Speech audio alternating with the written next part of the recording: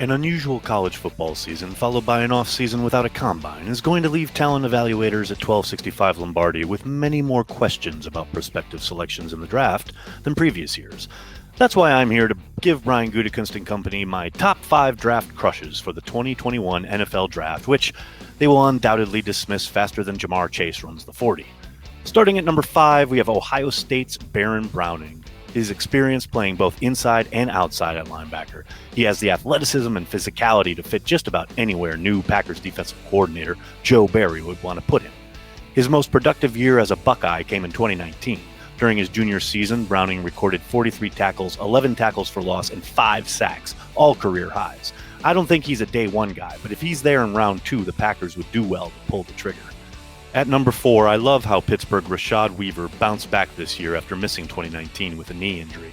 Weaver contributed 34 tackles, 14 tackles for loss, and 7.5 sacks in 9 games in 2020. He's long and powerful and played defensive end in a 4-3 at Pittsburgh, but I think he'd be an interesting fit in Green Bay as a 5 technique and would offer some athleticism along the Packers' front and could kick outside at times, giving Barry a fun, versatile chess piece to play with. At number 3, how do you replace the 5'10", 192-pound Tyler Ervin with 5'11", 191-pound Kenneth Gainwell out of Memphis? Gainwell opted out of 2020 due to COVID concerns, but in 2019, he had 6 consecutive games where he had over 100 rushing yards, which includes a career-high 209 yards against Louisiana Monroe. He also put up 307 all-purpose yards and 3 touchdowns against Tulane. The guy is a bona fide dual threat who could easily slide into the sprint motion role in Matt LaFleur's offense. And I mean, come on, the guy's name is literally Gainwell. Gain some yards, yo. With my number 2 spot, I'm going with cornerback Asante Samuel Jr. out of Florida State. Yes, I know he's undersized, and I simply do not care because the kid can flat out ball. Design a defense where you can have Samuel Jr. and Jair Alexander flipping between the interior and the perimeter, and I don't care about the size matchups. Just let them loose in the kitchen and let them cook.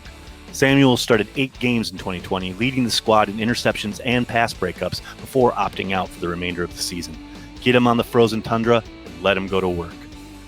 Finally, my number 1 draft crush and a guy whose game I absolutely love is Osa Odighizua, the defensive tackle from UCLA. Not only do I see oceans of untapped potential here in this kid's game, I see potential game wrecker when allowed to play next to fellow Bruin Kenny Clark. He led UCLA with 10 tackles for loss as a junior, then came back his senior year and was named first team all-conference. Throw in a dominating week in Mobile at the Senior Bowl, this kid has future Packer written all over him.